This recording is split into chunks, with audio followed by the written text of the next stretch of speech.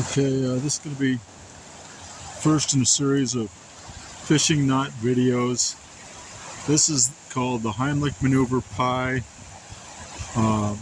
A, or I should say pseudo pi A, because it does not go to infinity, though it actually looks like it may go to infinity.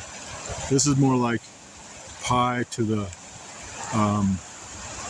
3 digits. So we'll find out what 3 digits is later, and then we'll include that in the title of the video.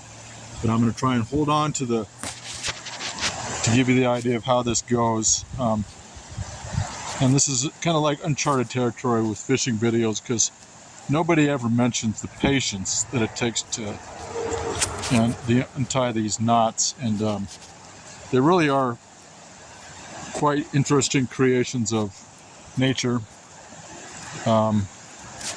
They haven't been studied much, the mathematic probabilities of the different knots that can be tied by the forces of nature, and the appreciation that each individual fisherman experiences in unraveling and undoing those forces of nature.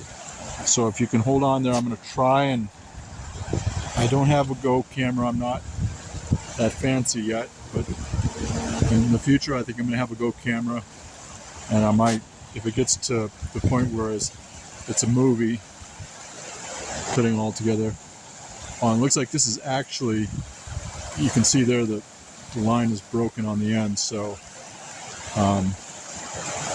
this is really not necessary to do, because I'm going to have to retie anyway. But this is kind of like, it's going to be an example of the patience that needs to be shown, and it's appreciation of this particular knot that's been created by nature. Okay, so I'm going to go like this.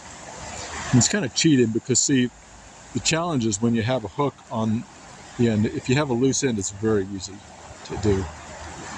Like this is very easy.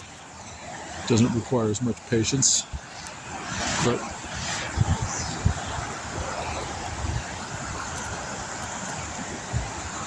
see, I'm just very patiently unraveling it here.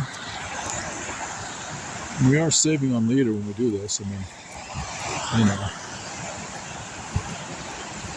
leader's not as cheap as you may think. It's expensive stuff. It can add up real quick. Okay, so we're getting it unraveled here. Okay, and looks like we're gonna make it. Okay, so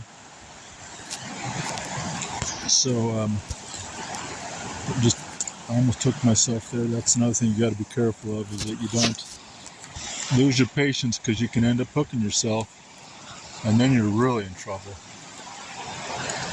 You don't want to go there. I don't think I've ever, well, I think I hooked myself once really good. It wasn't a big hook though, so it wasn't too terribly painful to yank out of there. To get a big enough hook, you just got to push it through, all the way through the meat, and then cut off the hook and back it on through. At least that's what my dad had to do once. All right, now there, I'm undone. So see, that wasn't long at all. And I don't know if that's a good example of how complex these knots can be in the future, but that's the first. So now where it's broken on, I'll just tie in a little overhand knot, and we'll be ready to go.